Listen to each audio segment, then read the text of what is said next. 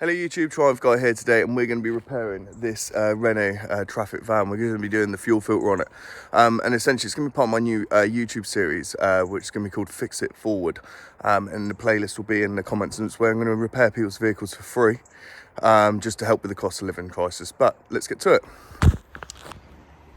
So we've got the engine compartment here, and then if you look to the left, you'll see it there with the primer and then the pump there. Okay, so all we're going to do at first is just disconnect the hoses. So I'll put some cloth around it. As you can see at the bottom there, there's a little green square, and all you're going to do is pinch and pull up on both sides of it like that. There we go. Just pull this tab down, and this should be able to come up and out of the way.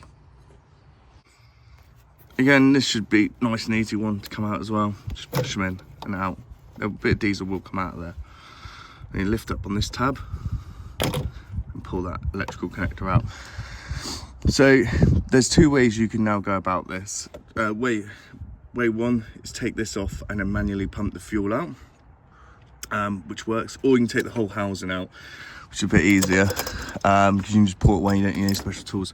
There's a little tab just down there to remove it. And you're going to take this and just put it in a bucket for the time being. So if you look at the bottom of the filter, you should see that little bit there. You should be able to just turn that and it just go into the bucket. Sometimes they do get a bit worn, so if it is worn out, then there's another way you can drain the filter.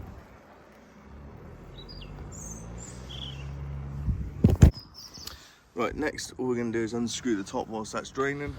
So it's Torx 25, just go in there. It's not on too tight, and yeah, you just undo it. There's the bolt there, and that's undone, so you should just be able to pry it apart now.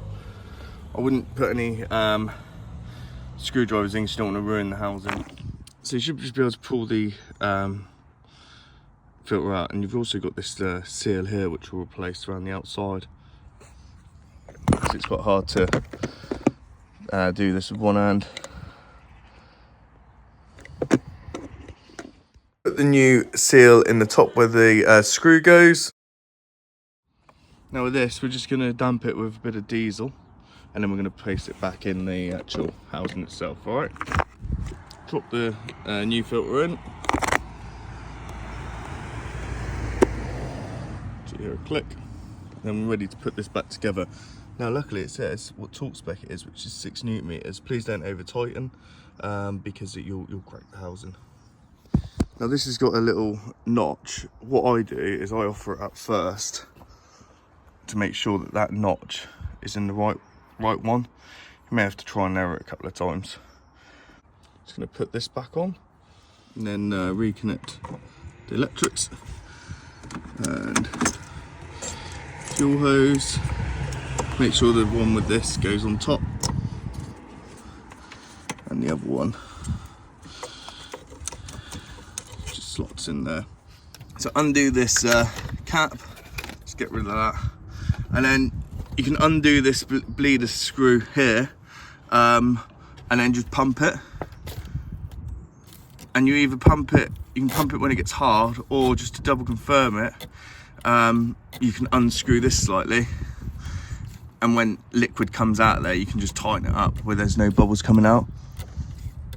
Another good idea is obviously to check for leaks at this point, and then just clean them up.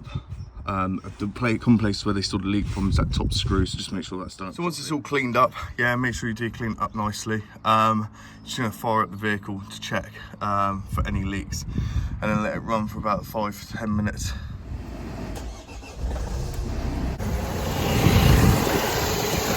Thank you very much for watching. Please like and subscribe, and check out that playlist, Fix It Forward. But I really want to help people around Dorset with the cost of living crisis by fixing their cars for free. You can donate to the future costs by doing a super thanks. All the super thanks go straight to providing parts for the next person I help. Thank you very much.